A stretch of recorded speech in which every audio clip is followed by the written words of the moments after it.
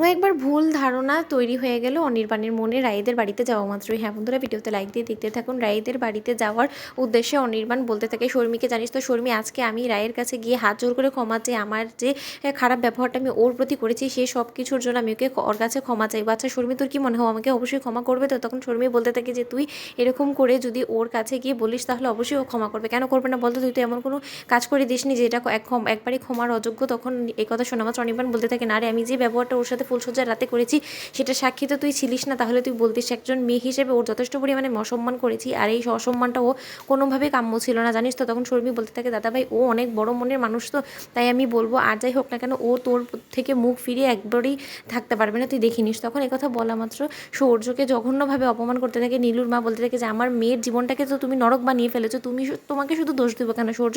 এর পেছনে তো আড়াল থেকে আমার বড় মেয়েও জড়িত ছিল, তাই না?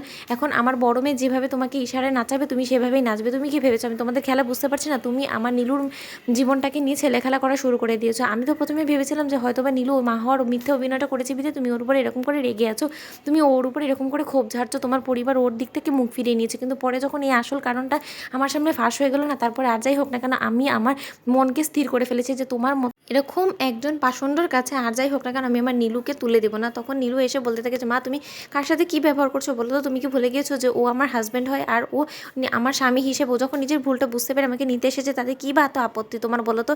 আচ্ছা তোমার কেন মনে হচ্ছে দিদিভাই হয়তো বা ওকে ইনসিস্ট করেছে আমাকে এখান থেকে ফিরিয়ে নিয়ে যাওয়ার জন্য? তখন রাই বলতে থাকে যে মা আর যাই বলো না কেন দোহাই তোমার, প্লিজ তুমি সব কারণে আমাকে খুঁজে বের করো না তো। আমি তোমাকে বলছি যে আমি কোনো মতেই সূর্যের কাছে ফোন করে সূর্যকে বলিনি যে আমাকে ভালো সাজানোর জন্য ও যাতে নীলুকে বাড়ি থেকে ফিরিয়ে নিয়ে যায়। তখন সূর্য বলতে থাকে যে না না আন্টি আপনি ভুল বুঝছেন, আমাকে কোনোভাবেই রায় ইনসিস্ট করেনি। আর রায়ের সাথে তো আমার সেদিনের পর থেকে কোনোরকম কোনো কথা হয়নি। কিন্তু একটা কথা আমি বলে দিতে পারি যে খুব শীঘ্রই আপনাদের সকল ভুল ধারণা ভেঙে যাবে, কারণ যে বা যারা করেছে তাদের মুখোশটা সত্যি আমি টেনে ছিঁড়ে ফেলে দিতে চাই। তখন একথা বলা মাত্র নীলু বলতে থাকে আচ্ছা সূর্য তুমি আমাকে একটা কথা বলো তো, তোমার আর দিদিভাইয়ের মধ্যে যে এই জঘন্য ও নিকৃষ্ট মানে এই সম্পর্কটা ছিল সেটা ঠিক কবে থেকে? না মানে যে এটা কি সেদিন থেকে তৈরি হয়েছে যেদিন কিনা তোমরা একসাথে ভ্যাকেশনে গিয়েছিলে? কারণ দিদিভাই থেকে অনির্বাণ দাদাভাইয়ের কাছে মিথ্যে কথা বলে গিয়েছিল, আর তার সূত্র থেকে তো এত কিছু এখন জানাজানি হওয়ার ফলে তো আমাদের সকলের চোখ খুলে গিয়েছে।